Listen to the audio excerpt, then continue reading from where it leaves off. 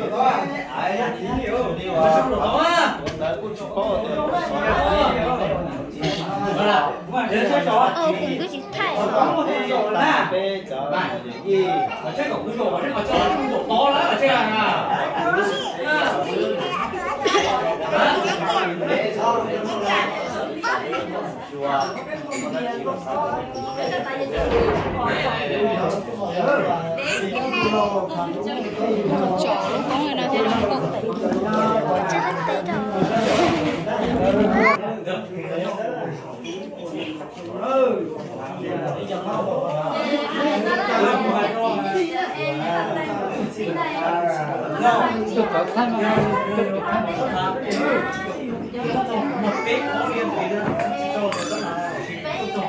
Nếu như mà bé là bé ba chỉ tới chỉ ba đầu phải là nếu như nó không có cái nó khi thì nó sẽ tới khỏi bé ba bé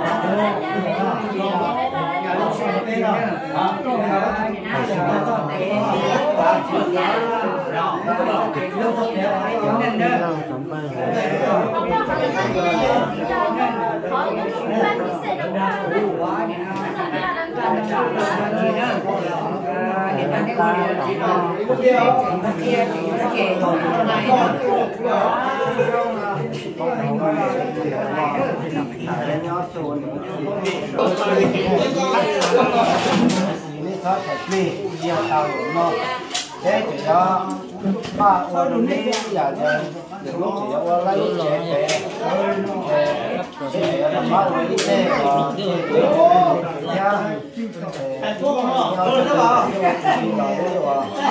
để một cái ta thì đi chú cần khai nó còn đây thì tiếp tục nha đi sắp chia đó đi vào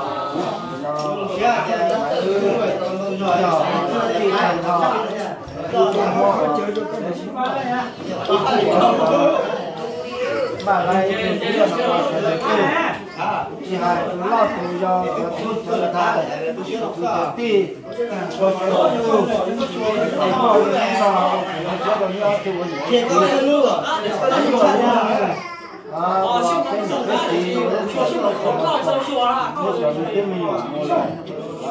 đây là tổng đây hơn nữa chúng ta chỉ mua máy mua đưa nó học khổ các con ơi không hết áo các bạn có thử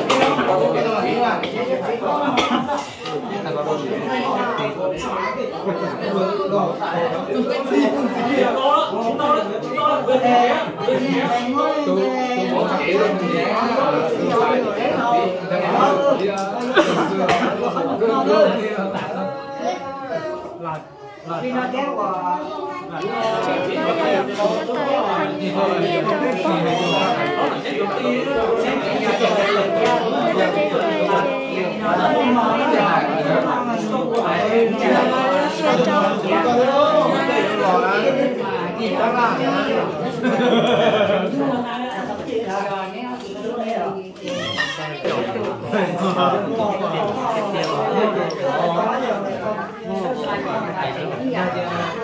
bây giờ rộng rồi đó.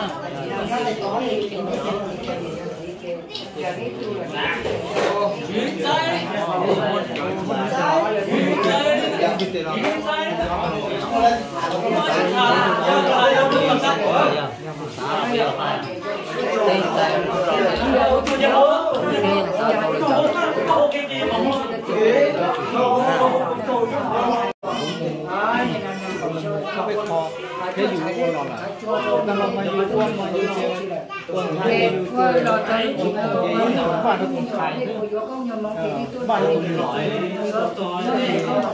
cái mùa nó buồn nó chạy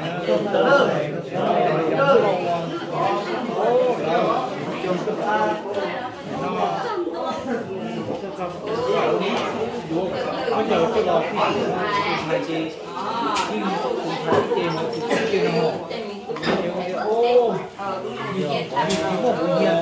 một bữa nhà còn có nhiều ui lò hả ui lò ha đùa ha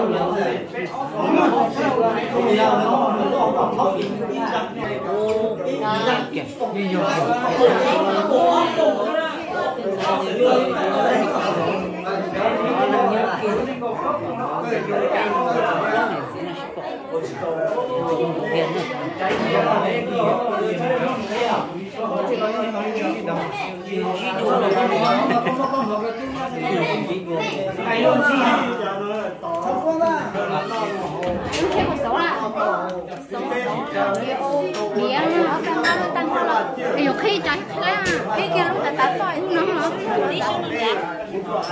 cho sự gì nữa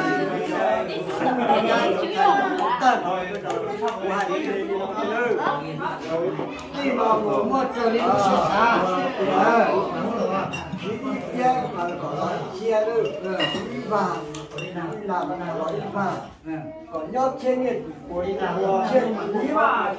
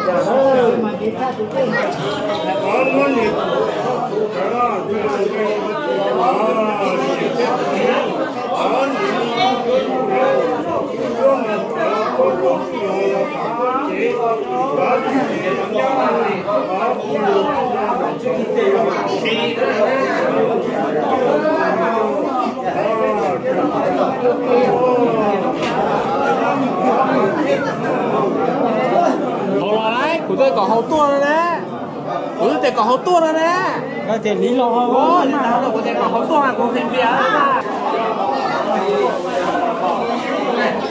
hậu tua à,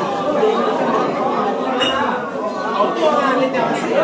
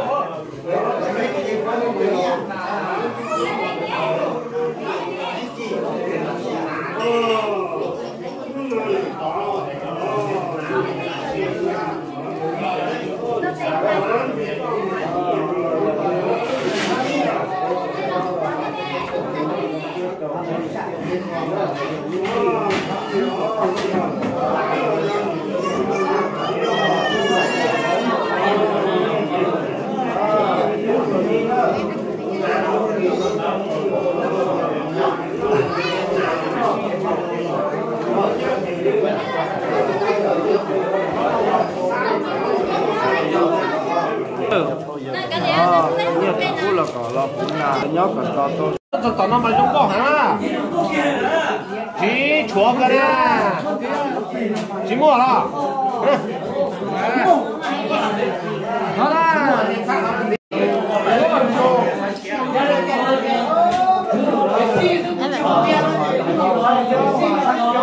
Ủa sao nó chết á?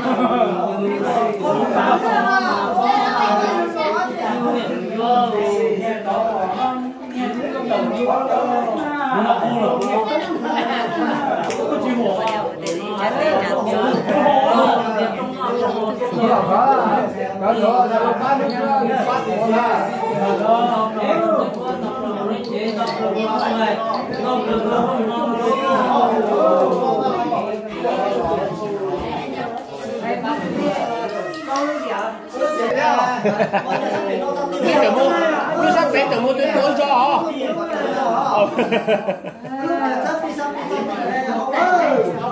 Nó sắp đến từ một chỗ cho họ.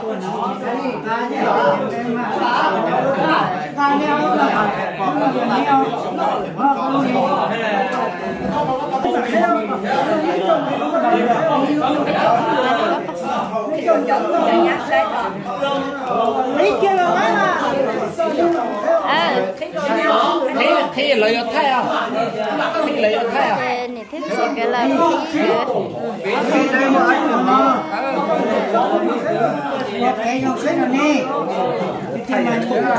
Ở đây cũng có sáng thì thu cũng chỉ có thay.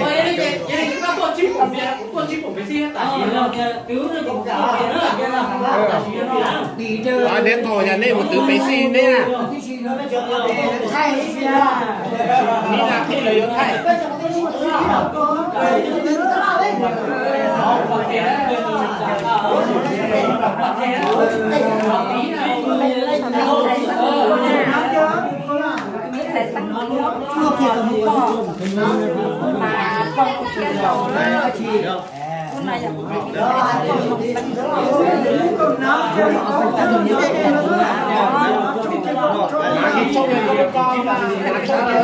Nãy là lấy à?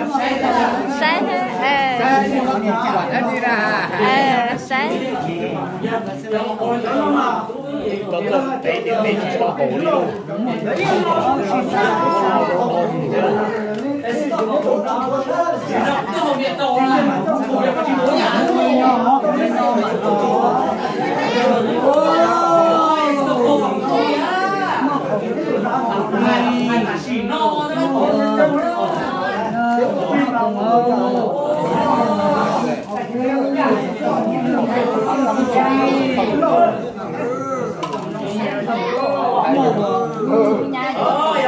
sọt tông không? Sọt tông à? Mua kể luôn sọt tông á? Ông lúa gì bỏ? Đi lúa xưa. Có cái sọt tông mà chỉ chân nó gì nữa.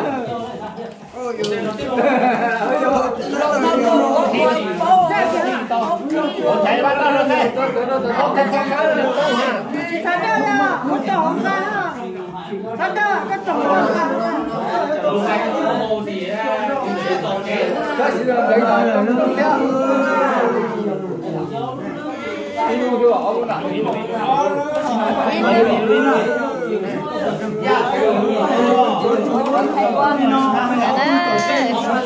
Ê, chả mấy đứa mình nhỏ.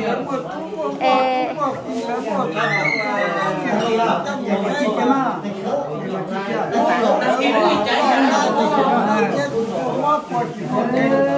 Còn nó không đi luôn đó.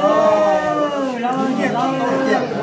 Tôi như chưa có tiền thế còn có là rồi chạy là đó. Chỉ ăn của nó hồi rồi. Cái này nó chưa cái củ ta nó có cái củ. Vì sự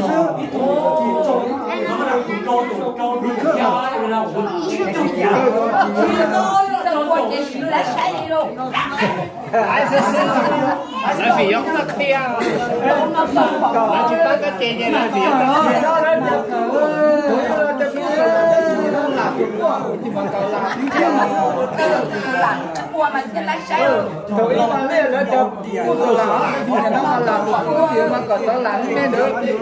À, tụi nó sẽ tiếp thì lại rồi nhỉ?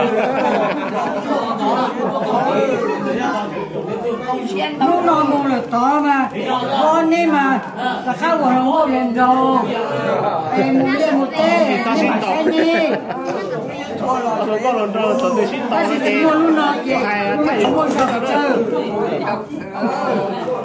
Vô đâu nè thiết chính cái lần lẩu cái tôm lòng đánh đó hả?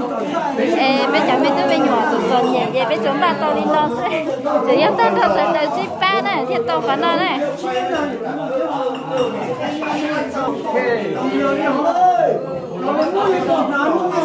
có cái không? Tao một chê là nó ngồi trên nó nè.